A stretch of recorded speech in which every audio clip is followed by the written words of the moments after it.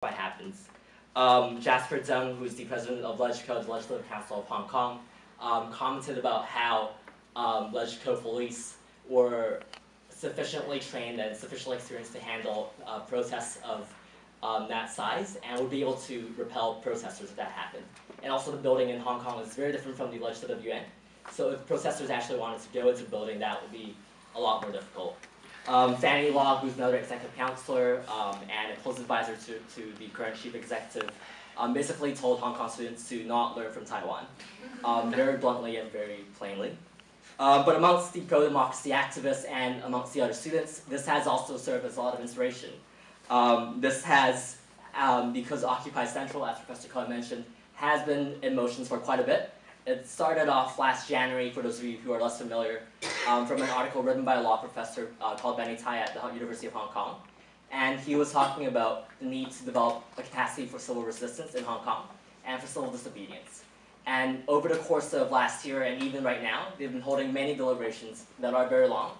And so far, I think around 4,000 to 5,000 people signed up, pledging that they would take to the streets of Hong Kong. But that is still very indeterminate, and it's unclear as to when that will happen. And there are people in Hong Kong, people would label more radical, but I would probably label them as more action-orientated, who are asking why they're waiting for so long, and why there's so many deliberations, and why can't they, like the students, basically mobilize over the course of a few days and take over the Legislative Yuan in Taiwan. But you're also seeing it through the screens at homes, and also through, I guess, Apple Daily is one common denominator between Hong Kong and Taiwan too. That may be a cause for the protest, I'm not sure, but certainly the cause of a lot of protests in Hong Kong. But they're seeing these images unfold just as we are in the US and elsewhere too.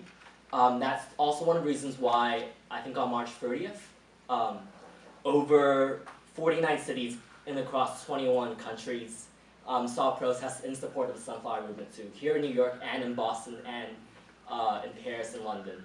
So it's really a different nature of protest when we compare it back to the 1990s or even before that too.